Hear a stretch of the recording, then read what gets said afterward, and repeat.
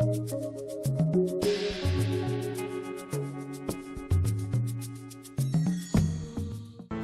þegar að landnámsmenn koma hingað, að þá trúum við því og höfum svo sem óyggjandi heimildir fyrir að gróðurfar hafi verið með allt öðrum hætti heldur en þegar og það sem við sjáum hér í dag.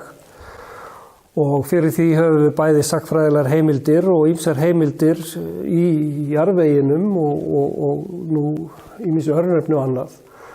Skógurinn sem getur hafa blasað við landnámsmönnum mjög svipaður þessu birkiskógi sem við sjáum hér, sem ekkert ósvipaður því sem við getum fundið víða í Skandinavíu. Og þetta hérna kort sem sýnir svona áætlaða útbreiðslu birkis við landnám. Og við sjáum það að meira og minna allt láglendið hefur verið hulið birki. Við þurfum að átta okkur á því að gróðurlendi og gróðursamfélög þau hafa mjög mismunandi eiginleika eftir því hvers eðlis þau eru. Og þannig hafa skógarvistkerfi eins og þessi hér allt aðra eiginleika heldur en grasvistkerfi, svona opið land eins og það sem við höfum. Skógur mjög stöðugt vistkerfi og hann getur tekið við miklum áföllum vegna eldgosa og ýmsu öðru raski sem fylgir til dæmis búsetu.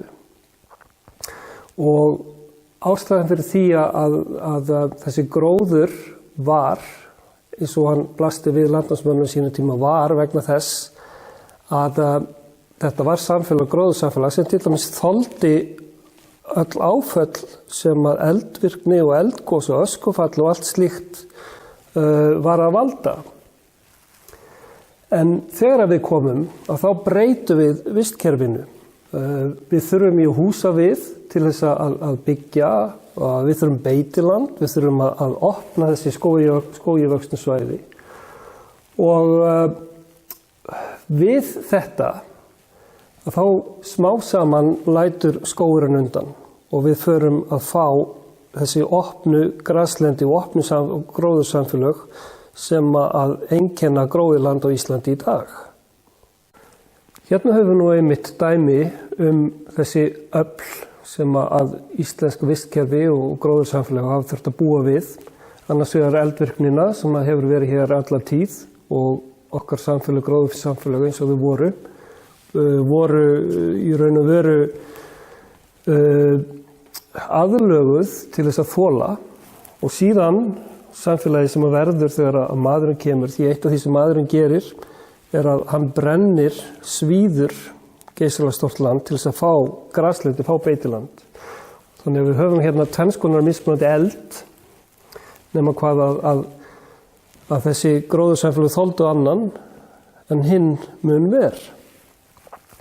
Og fyrir vikið að þá breytist ýmislegt í vistkerfunum. Við það að tapa skógarþekjunni að þá erum við að til dæmis að tapa heilu lagi, gróðurlagi sem verndaði jarðvegsyfirborðið fyrir gróðursveiflum, fyrir hitasveiflum fyrirgefðu. Hérna höfum við fyrir framan okkur mynd sem tekin á Suðurlandi af jarðvegsniði, þar sem við sjáum mjög glögglega þessar breytingar sem verða þegar að maðurinn kemur. Við sjáum hérna þetta svokallaða landnámslag, þannig að jarðvegurinn fyrir neðan það myndaður frá ísaldarlokum og þangað til einhvern tímann á 9. öld. Og þar fyrir ofan jarðvegur sem hefur þá myndast eða sest þarna eftir landnám. Og við tökum eftir því að landnámsaskulagið og jarðvegsyfirborðið eins og það hefur verið þegar að landinumið slétt, lárétt. Landið hefur verið flatt. Þetta dæmigert og hefur verið dæmigert skógivaxið land. En þegar við komum ofar í jarðveginn þá tökum við eftir tvennu. Við tökum eftir því að jarðvegurinn fyrir ofan landnámslagið ljósari heldur en sá sem fyrir neðan. Og við tökum eftir því að öskulögin sem liggja í þessum hluta jarðvegsniðsins hlykkjast. Þetta vegna þess að við landnám kemur til frostlyfting. Það bætist við nýtt afl, nýtt rofafl, nýtt rask vegna þess að skógurinn farinn sem verndaði jarðveginn áður. Og þetta kemur til af samspili jarðvegseiginleika og loftslags og landnýtingar. Og þarna vegur breyting í landnýtingu eða breyting landnýtingu í raun og veru langþyngst. Já, nú skulum við aftur líta á þetta jarðvegssnið og beina sjónunum að þessum mismunandi jarðvegi sem að fyrir ofan og neðan landnámsskólalagið. Dökki jarðvegurinn sem sagt myndaður nákvæmlega á þessum stað og hann mjög lífrænn, inniheldur mikið af lífrænu efni, en ljósi jarðvegurinn þar fyrir ofan fokjarðvegur sem í rauninni myndast annar staðar en fýkur til og sest á þennan stað. Þannig að við getum í raun og veru sagt að hann hafi myndast annar staðar en síðan sest þarna í.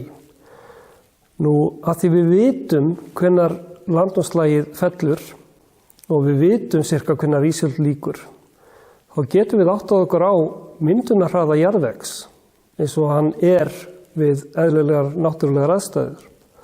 Og það ekki óalgengt að jarðvegssniðið sé kannski 1 metri, það myndast 1 metri af jarðvegi frá ísaldarlokum og þangað til að landnám verður.